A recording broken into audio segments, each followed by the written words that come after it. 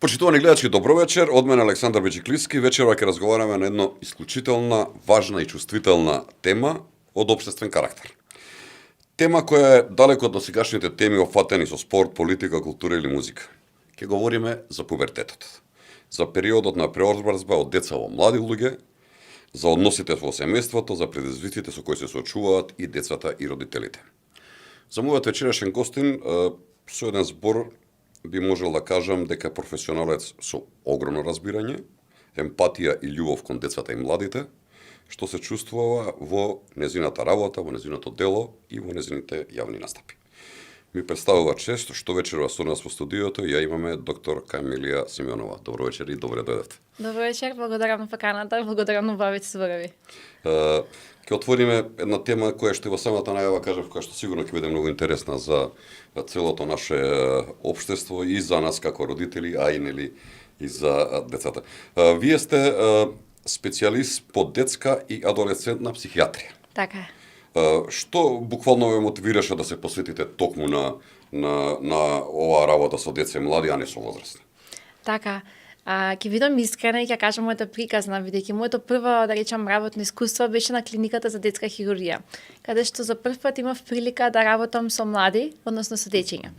И бидејќи јас сум трето дете во семејството, немаше никогаш некој што е помал од мене, и страшно многу се залюби во тој тип на работа. И првиот момент кога беа доделени специјализации, односно кога имаше конкурс за запишување на специјализација, кога видов дека има токму оваа специјалност, бев стварно воодушевена и беше нешто со кое што стварно со многу љубов се запишав. Ретко денеска да најдете човек кој што ја си работи својата професија со љубов, нели? И тоа обично ги исполнува луѓето да Така. И уште пубави резултати. Така. Хајде вака на почетокот да разјасниме нешто. Што значи пубертетот од психолошки аспект покрај, нели, видливите физички промени кои што ги знае? Така. И ова е извонредно прашање, бидејќи знаете како пубертетот е низа, каскада на промени кои што се случуваат во оно што кажавте, во телото на младиот, меѓутоа кое што и како го засегнува на ментално функционирање. И што тоа значи? Кога би сакале нели да го доближиме тоа до гледачите, делот од мозокот кој што ни е одговорен за емоции, тој се развива многу побрзо од делот на мозокот каде што се предодредува тој прекортекс, значи каде што имаме моментот на сопирачка, каде што ние можеме да ги контролираме емоциите. Всушност имаме силни емоции, а ниска контрола. И тоа е оно со кое што у суштина е тоа што најмногу ги збудува родителите. Зошто? Заради тоа што они одеднаш имаат едно многу зрело однесување на нивното дете и подоцна имаат едно прилично детињасто однесување на нивното дете и они мислат дека детето на некој начин манипулира со нив. Меѓутоа, оно кое што сакам да го упатам на родителите дека децата тоа не го прават свесно, децата тоа не го прават намерно, тоа токму се должи на ние да речам телесни промени, физиолошки промени со кои што се справува адолесцентот. Тоа е многу нормално и природно, би рекле, во тој период. И тоа очекувано, да, и сосем очекувано, така е. Кажете ми колку е пубертетот важен за развојот на една личност како човек, нели, воспитувањето си, меѓутоа, така, колку е битен е пубертетот? Да, и знаете како вистина е дека у суштина нели, оно можеби како да кажам видлив период на промени е можеби до 5-та година, каде што 80% од мозокот на детето се развива, меѓутоа втората етапа во која што ние одлучуваме дали нашето дете ќе остане дете или ќе стане млад возрасен, е токму пубертетот. И кога зборуваме за сепарација од психијатриски аспект, ние секогаш пишуваме првата, каде што ние го пуштаме нашето дете да не биде веќе во симбиоза со нас, да биде нели детенце кое што лази, кое што извршува други активности, а не е постојано со нас. И вториот период на права сепарација, каде што го пуштаме детето да биде со врсниците и да припаѓа на групата во која што всушност има место. Так. И тоа е таа, да речам, промена која што знаете како родителите не секогаш се спремни дека нивното дете повеќе не е дете. Да, често сакаат и да им остане детето подолго време дете, нели, за да. Така, бидејќи знаете како никој од нас не е спремен да го пушти нашето дете. Апсолутно се согласувам со вас. Кажете ми, дали е тоа травматично за родителите, како го доживуваат тоа? Травматично. Можеби не има права смисла, нели поимкаве, што би се рекла, по диагностички критериуми, меѓутоа да, наликува на едно така прилично, да речам, однесување на родителите кои што не им се допаѓа, заради тоа што знаете како до вчера они имале контролата, они одлучувале што ќе се случи. И одеднашка детето на кој што му менјале пелени, сега им кажува не, нема да биде така. Ќе им ја затвори вратата, ќе каже дека ова не му се допаѓа. И тоа не се, знаете како и во тој момент родителите маци тоа го доживуваат лично. ти мене не ме почитуваш, ти мене не ме сакаш, ти да ме сакаш нема се однесуваш вака со мене. Во суштина, детето на 1000 начини пробува да покаже дека е различно, дека е свое, дека може само. И знаете како, тука е оној момент на преобразба кој што ние како родители треба сме прилично внимателни и да го пуштиме детето. Тоа не се однесувања кои што се наменети да не навреди, туку тоа се развојни однесувања, сосема типични и очекувани. И би рекол да се подсетат сите родители Како во времето кога сме или во тој период. Еве кога збориме за тоа време, има ли разлика во времето од аспект на пубертетот некогаш и денес? Многу. Зошто? Многу. И знаете како, ми се чини дека тука најголема поврзаност има тоа што нашите деца растат во два света. Во виртуелен и во реален. Ние кога сме биле деца сме растеле во еден свет, а тој бил само реалниот. И знаете како, они треба да се допаднат на две места. Ние сме требале да се допаднеме на едно место. Ние сме требале да припаѓаме на едно место. Они треба на две. И нивните задачи се навистина потешки. И наведом делува дека да, они имаат повеќе ресурси, они имаат вештачка интелигенција, они имаат телефони, технологија. И наведом тоа делува дека они би требало да имаат нели полесен период од нашиот. Меѓутоа, знаете како, дали навистина зрелоста на нашите деца е толкова колку што се они изложени на информации, на се и се што. И на некој начин ми се чини дека колку што нели имаат предности тие како адолесценти, толку имаат и работи кои што знаете како ние возрастните баш и не ги забележуваме, а и како се тешки за нив. Дали тука се наметнува проблемот, да речеме, со социјалниот живот нели на новие деца, кога говориме за два паралелни света, нели, еден и еден нормален, да.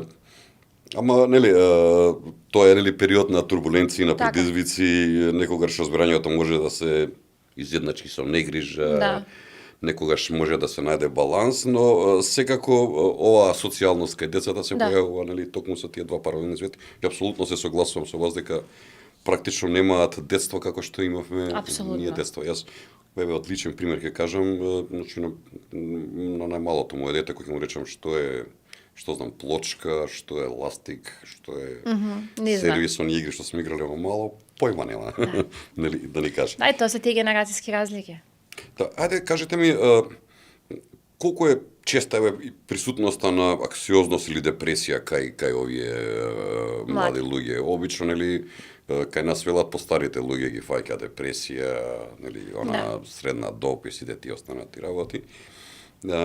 Колку е честа ова присутност на страво и на аксиозност и депресија кај младите луѓе во периодот кога се адолесценти? Ова е нешто кое што е исклучително важно, бидејќи знаете како различни извори ни даваат различни податоци за честотата, односно фреквенцијата на заболувања, ментални заболувања кај децата. Меѓутоа, оно кое што е сигурно така е дека најмалку едно од 5 деца страда од психијатриска болест. Тоа значи дека посек нели ако во една паралелка, не знам, има 30 деца, ние имаме најмалку 6 деца кои што страдаат од некаков тип на, дали е тоа анксиозност, дали е депресија, дали е обсесивно-компулсивно расстройство или некој друг тип на расстройство, меѓутоа имаат расстройство. И она кое што обично родителите, знаете како они знаат дека тоа е период на транзиција и мислат дека нели, бидејќи е период на транзиција тоа ќе мине. Меѓутоа, расстройствата во детскиот период, доколку не се третираат, верувајте дека остават страшни последици во адултниот период. Дури има една статистика која што вели дека 75% од расстройствата во адултниот период имаат токму тие луѓе во детството. Така што работите кои што ги интервенираме во раната детска возраст апсолутно не оставаат последици. Доколку ги оставиме така тие симптоми, децата се под сериозен ризик. Така и треба да научиме дека ако си има било каков проблем, многу е подобро да се обрати до стручна помош. Јас велам понекогаш ако нели луѓето почесто си ги посетуваат своите психијатри на некој начин се мала шега и адвокатите ги помоце работа. Така. Така. Кажете ми, кога говориме на оваа тема, мене многу ме интересира колку е однесувањето, начинот на изразувањето, навиките кои што ги имаат родителите влијаат врз развојот на детето. Ова го говорам дека во последно време со сите овие алтернативни нови медиуми, мрежи, сите таму нивото на комуникација многу спуштено. Така е. Нема класична контрола на она што може да го прочита, да го чуе, да го уведи детето. И после тоа се изненадуваат родителите од однесувањето на детето. Колку влијае однесувањето на родителите на на децата. Јас знам како велат во еден период те сака, кога расте, па после те мрази најмногу, после па најмногу те сака и така натаму. Да, и тоа е вистина она што кажавте дека баш така тинеџерството така и наликува, баш има осцилации. Меѓутоа во контекст на тоа што велите вие колку имаат они контролирани информации, тоа е нешто кое што често ми се случува во клиничката пракса, каде што детето било изложено на некаков тип на содржина, кој што апсолутно не е адекватно за неговата возраст, и после тоа се јавуваат низа на феномени како регресивно однесување, како феномени на страв, на паника, на ноќни кошмари, каде што детето страда, ја надживува ситуацијата која што е видело на да речем на тој медиум.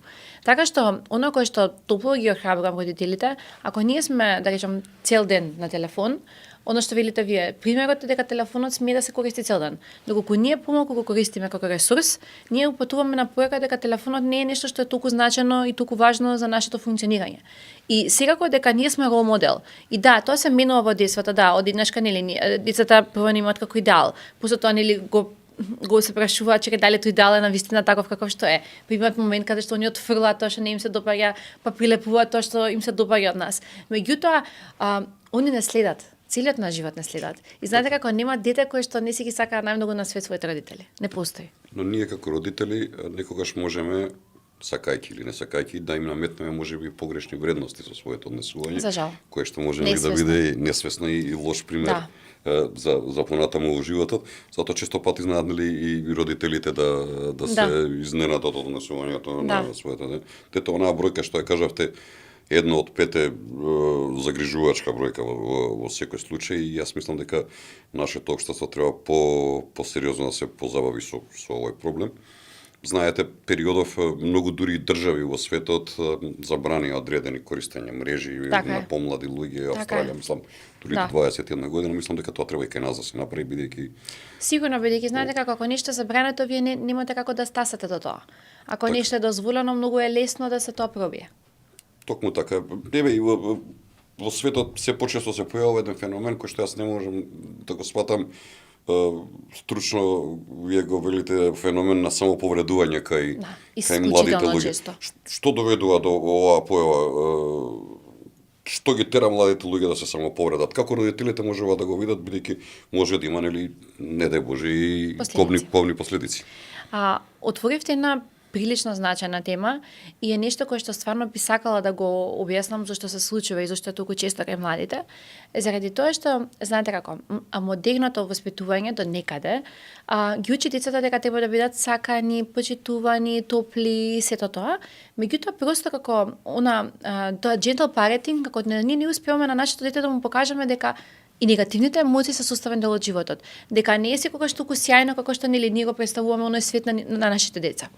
И они растат можеби во една заштитена средина каде што они не се соочуваат со негативните емоции. И првиот момент кога детето ќе се соочи со негативни емоции, кога ќе стапи во тој реален свет со врсниците или со школото или со различни коментари од соучениците, децата се чувствуваат дека немаат капацитети да го надживеат, дека немаат капацитети како да направат, како да доживеат оваа болка на поинаков начин.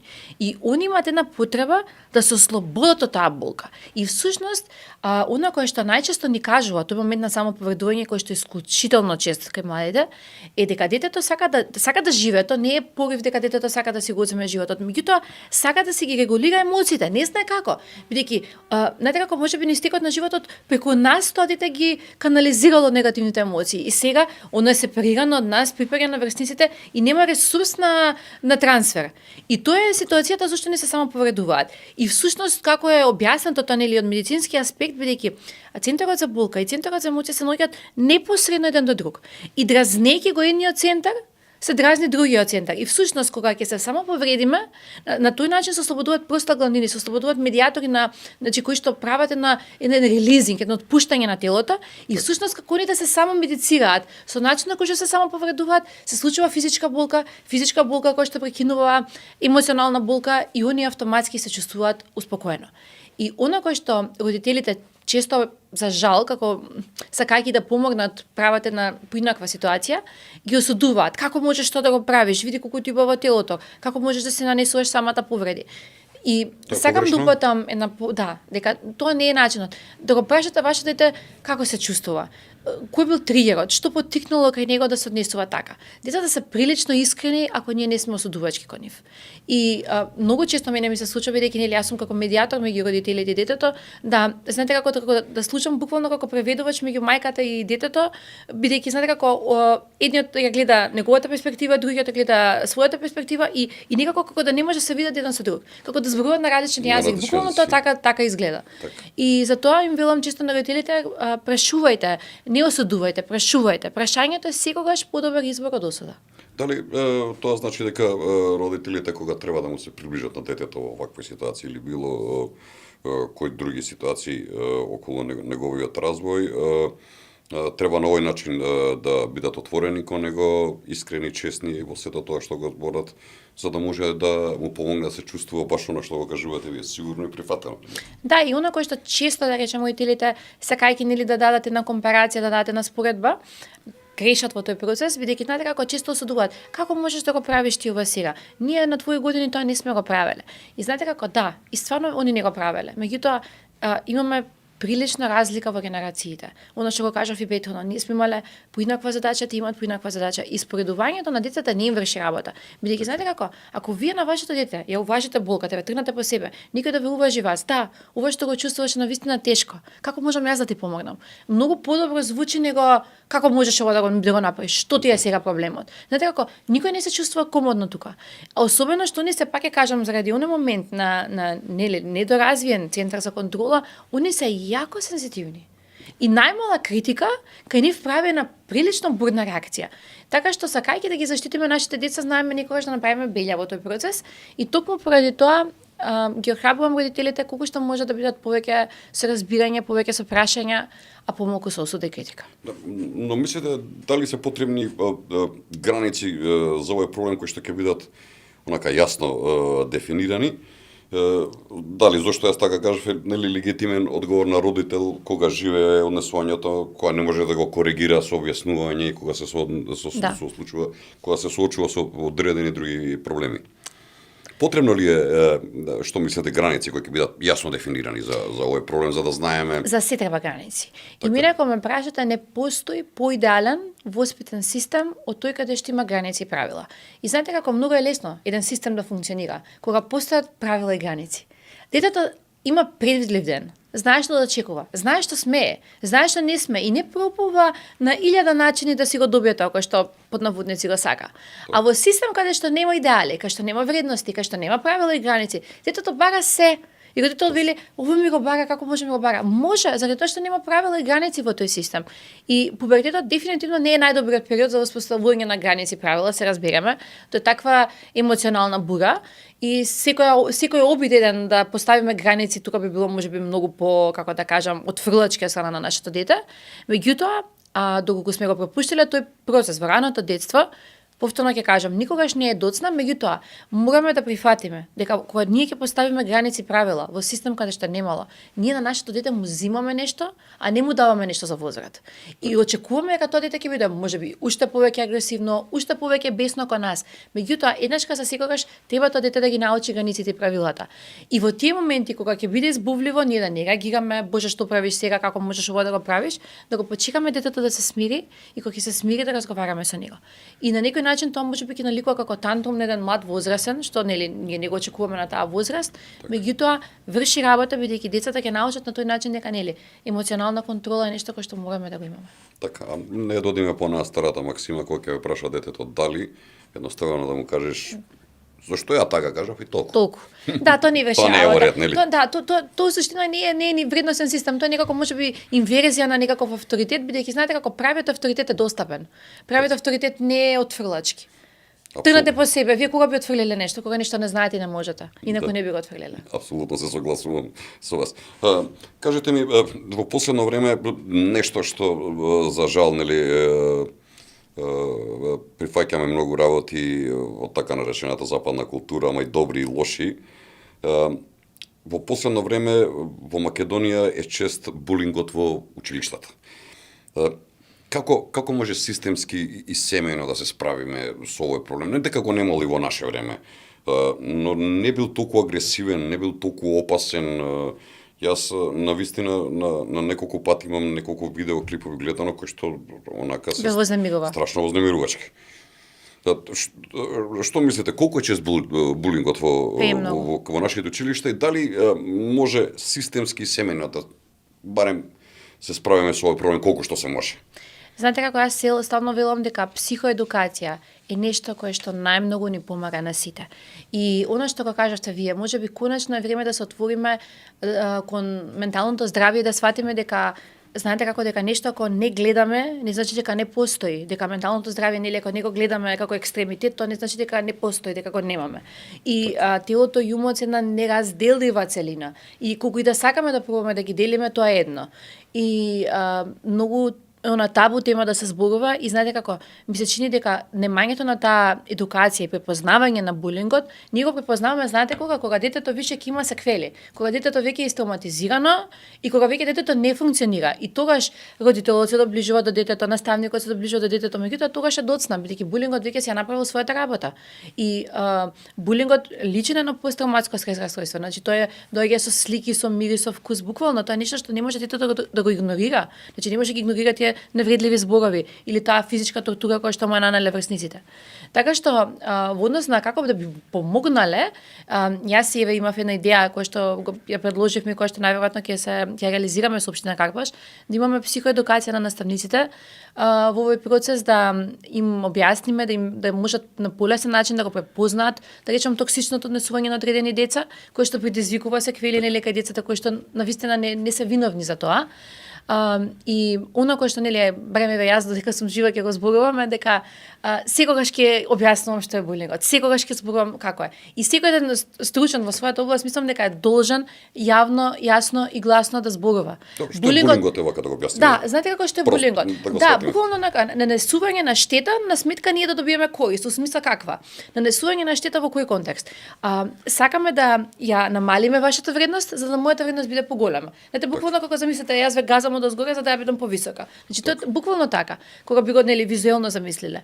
И булингот не е само да јас те удрам, тебе те бутнам и ти да паднеш. Обично знаете тоа е многу видливо и тука наставниците прилично брзо реагираат зашто нели ние гледаме како со ученик бута дете на земја.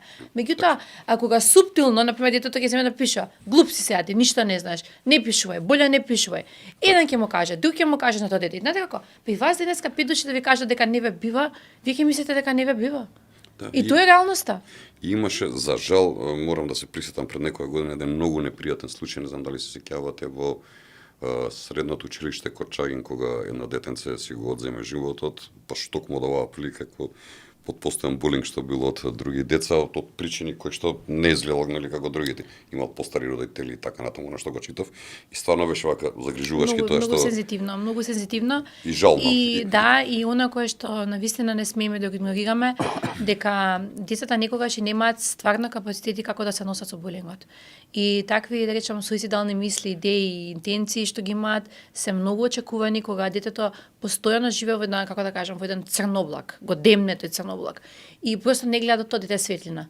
И кога би биле можеби нели ние поотворени, повеќе би разговарале со нашите деца, наставниците би имале нели еден систем кој што би им помогнал, ми се чини дека би било многу полесно за сите нас. Колку е опасен е булингот за развојот на тоа дете кој ќе порасне?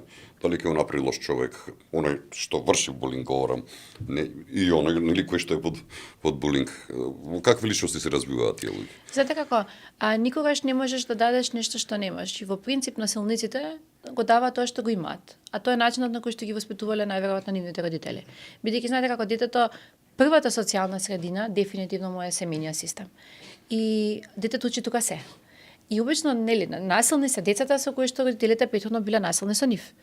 И така се креира да речеме еден насилник. Оној кој што најчесто му е правено булинг, односно насилство, на било каква дали тоа нели емоционално, физичко, неважно, апсолутно има две хипотези. Или ќе се развие во жртва, која што ќе мисли дека е нормално во животот така да се однесуваат со него, или сакајќи да врати, нели ќе се претвори во истиот човек како што бил насилникот. Доколку тоа не се третира. Доколку булингот се третира, односно било каков тип на травматско искуство дека се третира, личноста си продолжува да се функционира со првобитните капацитети. Така што за тоа велиме колку е важно да се зборува, да се интервенира, заради тоа што последиците кои што ги остава за булингот се апсолутно доживотни ако не биде третиран на време. Така, а колку се отворени еве конкретно граѓаните на Македонија, заедниците кои што живеат во Македонија со овој проблем, познавајќи дека нели сме мултиетничко општество, нели одредени заедници се патриархално воспитани, некој вака некако, некој така. Постои ли различен приод на луѓето за овој проблем во Македонија?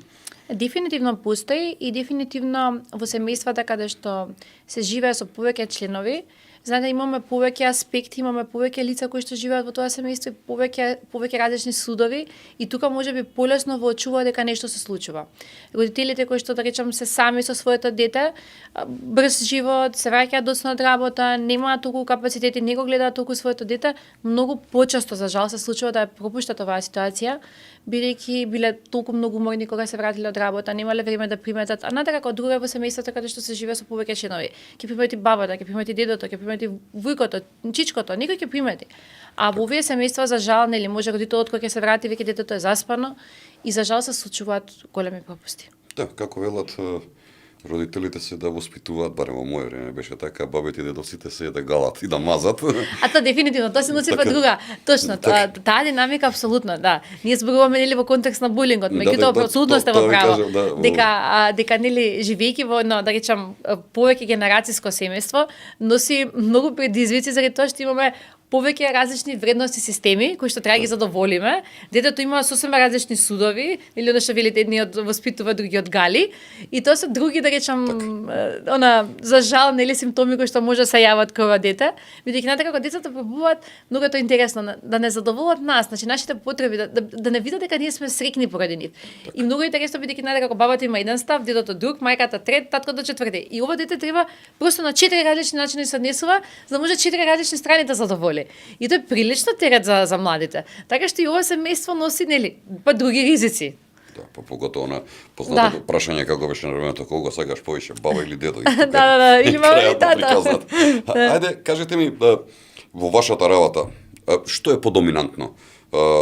Фармаколошката терапија или психолошката подршка преку разговор со детето во пубертет и неговото семејство? Дефинитивно е психолошката и дефинитивно за тоа можеби толку често имам јавни настапи, за тоа можеби толку сум посветена на оваа тема, заради тоа што сакам да доловам до родителите дека психијатар не значи лудило. Не значи дека вашето дете треба да биде под наводници или како што велат луѓето дека треба да си нели ненормален за да отидеш на психијатар.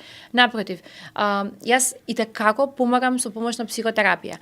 И она кое што некогаш во одредени случаи се одлучувам за фармакотерапија е во исклучителни ситуации кога станува збор за ризик на младиот човек, каде што станува ризик нели за таа агресија која што постои дека може да го загрози функционирањето на самото дете и на другите деца околу себе. Така што фармакотерапија дефинитивно ми е она последната карика кога ми се чини дека сите снаги ми се други исцрпени. Меѓутоа со психотерапија е нешто кое што знаете како децата имаат страшен неуропластицитет. Значи мозокот и како им трпи промени. И греото во овој период вие да ги третирате фармаколошки кога со вербална интервенција вие правите промена во тој мозок. Така што тој истото важи за родителите. Ние имаме страшна моќ врз нашите деца. Колку и да не сме свесни во тие моменти. Така ме психолошки делува како велат ако почнеш на помлади години да користиш одредени нели медикаменти кои ќе станеш подоцна кажеш чекај тука медикаментот ќе ми помогне. Нема на вако останува снага, да, останува буквално снага наместо да нели да е хендикеп само на некој начин по наводници снага на личноста, точно. Кажете ми еве дали нашавте само една тема, дали во македонското општество се уште постои стереотип дека е страмата да се оди на психијатар и каков е вашиот став кон тоа? Има луѓе кои што се стварно многу отворени за разговор со психијатар и дури некогаш знаете како кога ќе дојдат кај вас и кога ќе ви кажат која е потешкотијата, вие очекувате да слушнете уште и уште и уште, а нема. Тоа е тоа. И покажуваат исклучителна свесност. Меѓутоа за жал има и семејства родители кои што се прилично несвесни за своите деца и доаѓаат во една ситуација кога симптомот траел со години и кога детето веќе е буквално дисфункционално и кога очекува дека нели одредена една интервенција од страна на медицинско лице дека ќе направи некаква посериозна промена. И знаете како многу е подобро да бидете првите родители од некои што можеби ќе додати за нешто што е многу наивно, отколку да бидете родители кои што ќе чекате 3 или 5 години и тогаш ќе се јавите на лекар за симптомот на вашето дете. Така, мислите ли дека постои вака правилен начин за воспитување на едно дете? Јас знам дека се Тоа грешиме. е правилен начин. Да. Нели Јас знам дека се грешиме. И гледа. знаете како постои една културолошка многу интересна ситуација која што вели вака. А добар родител е родител кој што не греши. Тоа е апсурд, тоа е илузија, тоа е фантазија, тоа не постои. Значи сите грешиме. Знаете како човечки да се греши. На крајот од денот ние сме луѓе, нели? Не сме семокни. Само еден е безгрешен, како Така Господ, е, нели? точно. Да. И тоа е моментот каде што ние и така треба да бидеме свесни дека родителството не значи добро родителство, безгрешно родителство. Не, добро родителство значи родителство кое што има правила и граници, каде што точно се знае кој е родител, кој е дете. Бидејќи многу често во модерните семејства вие гледате идентификација на детето. Детето мамата да има како родител на родителите и он одлучува што ќе се прави во тоа семејство, делегира мок и тоа може да на 4 години да се случи, на 5 години на детето. Значи не станува збор за адолесцент, него многу и порано да го видите тоа во семејствата. И тоа е стално нешто кое што јас апелирам до родителите, погледнете дали вашето дете има интелектуални капацитети за снагата која што му давате, бидејќи знаете како вие му давате толку многу мок на некој кој што се уште нема постигната мозачна контрола. Значи го оптеретувате, тоа не е, а знаете како тоа го прават родителите со една цел да не ги отфрли детето, да ги сака, а усуштина детето секако ќе ги сакаат родителите. Тоа е нешто кое што топло го кажам на родителите секогаш. И ми се чини дека доброто родителство е оно родителство каде што детето има предвидлив ден. Знае што го чека утре. И знаете колку е лесно, ве замислете, вие знаете што ве чека утре. И тука нема стрес, тука нема паника, тука а во семејства кои што се хаотични, каде што не постои правила и граници, не се знае нели што се случува денес, што се случува утре, децата имаат прилично развиваат еден реактивен нервен систем. Таа амигдала реагира многу поинаку од амигдалата на децата кои што имаат сталожен и смирен живот. И вие ќе видите дека тие деца подоцна се многу раздразливи. И на пример ќе му кажат дете, па ништо не ти кажав ти колку бурно реагираш. Ама тоа дете има разразлива амигдала, има разразлив нервен систем. Так. Тоа дете има живее во хаос. И кога живеете во хаос, вие просто во секој момент очекувате дека тој хаос ќе ви се случи повторно. Го барате хаосот, бидејќи тоа е одлика на вашиот живот. А живот кој што има ред, вие го барате редот. Да, и тој човек кога ќе порасне, нели, ќе има своји работни навики, ќе Да. има односи кон училиштето Така е. и кон Така е. помозрастните и кон Да. ќе биде една воспитана нели личност. Да. Сакала да ве прашам нешто, мене многу интересно ми беше, што деновиве го ве следев на медиумите, издадовте водич за родители под наслов Оригами. Овој приречник е составен од практични или примери кои имаат цел да ги насочуваат родителите кон најдобри решенија. Накратко, комплексноста на воспитувањето е едноставно објаснато, нели? Да. И нуди клуч кој што решава промени и предизвици кај еден тинеџер. Кој беше ве мотивот да го направите ова дело, кој е исто прифатено и од самите родители и тинеџери, кој што јас овој го кажувам дека прифатено и од родителите и од тинеџерите по оние реакции кои што ги гледав на вашите јавни настапи. Кои реакции вие најчесто ги добивте прво нели за ова дело кое што го направивте? Што ве натера пред да го договориме на ова прашање да го создадете Оригами? Така, ќе бидам искрена со вас. Оно кое што може би најсилен порив беше е и моментот што кога работев со и тоа нели секојдневно со родителите со децата, јас гледам дека родителите многу често реагираат ултра бурно на нивните деца. И обично тука лежи еден адолесцент, тоа е самите тие кога биле млади, кој што не ги разрешил своите фрустрации и кој што ги наметнува на своето дете. Односно, оно кое што ми беше забранувано на мене, јас морам ти го забранам. Иако дел од мојата личност се прашува дали јас требало тебе да ти го забранам. Ама мене ми беше забрането. Да парафразирам народски, она што ја не можев да го направам, сега Не сине смеш ти ни ќе да- видиш. Да, сега ти ќе видиш. Или ти ќе видиш, точно, да. Или корекција или реплика, Така. да, точно, баш така. И знаете како тука има многу неразрешени работи и многу од родителите ми кажа па ова не е само за тинеџери оваа книга, па не е ова само за тинеџери, дека се што пишува. И во суштина баш опфатив тема, на пример психодинамски, што значи тоа однесување наше за нашето дете? Што значи однесувањето на нашето дете за него? како изгледа кога ние го осудуваме, како изгледа кога ние му даруваме поинаков тип на вербализација, во смисла му даваме поинаков одговор, поинакво прашање од тоа што можеме претходно. И буквално ми дадов на родителите практични примери каде што може да видат, да препознаат и знаете како некои однесувања кои што за жал не се свесни дека се нели во тој момент погрешни за адолесцентот, за жал се погрешни. И повторно ќе кажам, кога би размислиле за нашата младост, за оно кој што ние сме го поменувале, ќе видите дека лежи многу одговори кои што знаете како не сме биле свесни, а суптилно сме ги пренесувале на нашите деца. Бидејќи знаете како поривот нашата болка, ураното детство ние ја носиме низ целиот наш живот. И нашиот адолесцент, да знаете, се шета секогаш со нас. Тој живее тука со нас. И секој си го носи детето. Значи секој си го носи еден детето во себе. И знаете дали некој ќе прифати или не, тоа е знак на прашање. Меѓутоа секој на животот си го носи своето дете со себе. Нормално е тоа? Сосема нормално. Сосема нормално бидејќи најдлабоките емоции, најдлабоките искуства, првите искуства се во детството. И еве, вас може да ве прашам каде бевте лани на одмор да забравите, ама да ве прашам каде бевте на одмор со вашите родители пред не знам колку години, вие ќе знаете. Заради тоа што до детал, точно, заради тоа што знаете како повторно ради тој невропластицитет на децата. Децата имаат страшни капацитети, страшни перформанси. И затоа е многу важно ние тука да сме дарежливи, а не да сме осудувачки, заради тоа што ќе направиме многу за нашите деца. Да, со оглед на тоа дека огромна генерација на луѓе на овие простори по изминативе 3-40 години живеа многу турбулентни времења, турбулентни нели случувања се случува, кој што ова се случува и како нуспојава различни луѓе и различни карактери. Што мислите, дали има потреба државата Република Македонија повеќе да обрне внимание на овој проблем кој што се појавува со младите луѓе? Дали е потребна да речеме една вие лично тргнавте со приказната со оригами, нели? Која што веќе доби јавност. Дали е потребно и државата да помогне во целата таа работа, едукативно, со спотови, со луѓе, со овакви дела како што се прават, кои што, нели, на крајот на криштата, ако имате вие нормални деца со нормален развој во пубертетот, ќе имате здрава нација. Знаеме дека сме талентирана нација ние македонците, јас тоа секогаш го кажувам интелектуално, меѓутоа малку треба можеме нели да поработиме на себе. Што мислите? Знаете како, апсолутно се согласувам со вас дека младите се нашата иднина.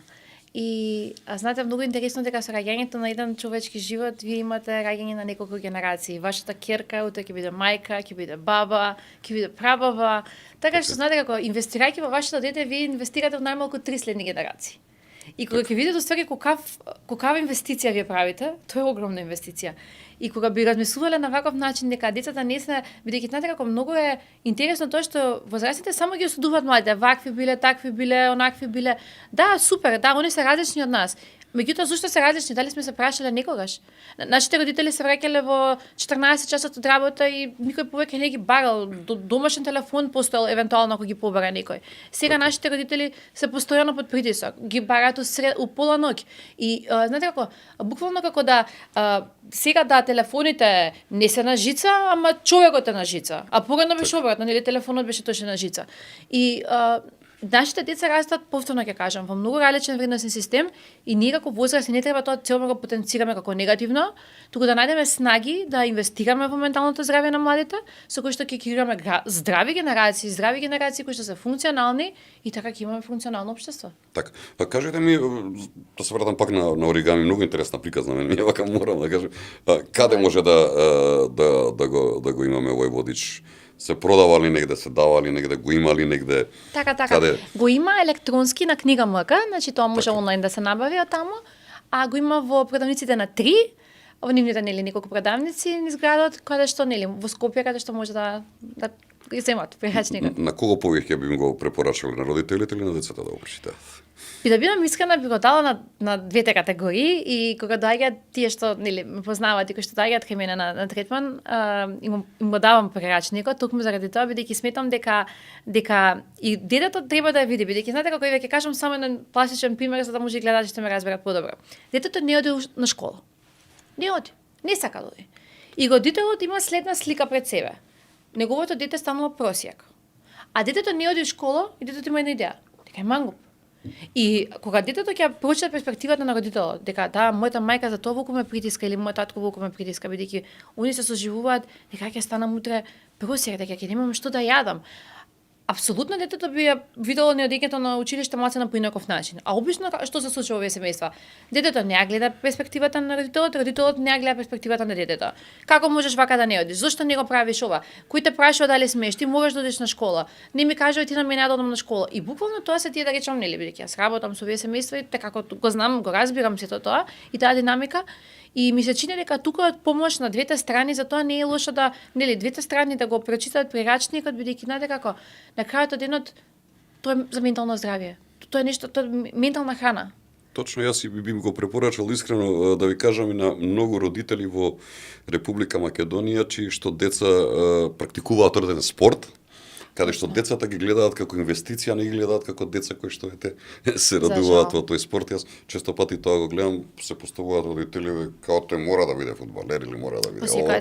Затоа треба да го прочитаат, би рекол. Да, по секоја цена, бидејќи да сопствените амбиции одат во развојот на детето, а тоа е нешто кое што иде како, нели? Или состојаните неуспеси во животот кој што претходно ги имал некој, па нели ќе пробува на таков начин. Кажете ми, тешко ли се работи со луѓе? Тешка ли е вашата професија? Велат дека секогаш кога се работи со луѓе е тешко да се работи. Овде работите со психиката на луѓето, уште потешка работа. Но дека како би се родила пак, најверојатно пак би го избрала истото. Така што немам право да се жалам дали е тешко или лесно, бидејќи навистина си ја сакам професијата. Специфична е, бара сериозна емпатија, бара сериозна, да речам, посветеност, жртва, заради тоа што, знаете, како секоја приказна е различна, секоја доживување на луѓето е различно, не постои еден унифициран вредносен систем по кој што нели ние како терапевти се водиме. Напротив, секој семејство има друга динамика. Знаете, како тоа што би било патологија можеби за вашето семејство, за ова семејство другото не би било ништо страшно. И знаете како тоа се прилагодите на сечи вредносен систем и да, тоа бара енергија, бара посветеност. Меѓутоа, постојано ќе кажам, пак да се родам, пак би го избрала истото. Така, поддршка од најблиските имате ли за целата работа што работите? Да. Па можеби тоа е најбитното, човек кога има поддршка од најблиските, кога си работи работата која што си ја сака. Јас морам да ви кажам дека прекрасно се чувствува вечерва, научив многу работи кои што многу ме интересираат, иако сум родител многу одамна. Благодарам. Камилија, беше навистина задоволство да бидете гостин вечера во Проверите. И мене ми беше навистина. Мене ми останува да ви заблагодарам во моје име, во името на целата редакција за оваа прекрасна емисија која што ја направивме вечерва. А вас, почитувани гледачи, топло ви препорачувам да ја следите ова издание на емисијата Проверите, се сите оние рилови кои што ќе ги пуштаме по емисијата. Имате што многу да научите и како родители и како деца. Ви благодарам за вниманието. Останете поврзани со нас на Facebook, Instagram, YouTube и на нашата веб страница proVeritas.mk.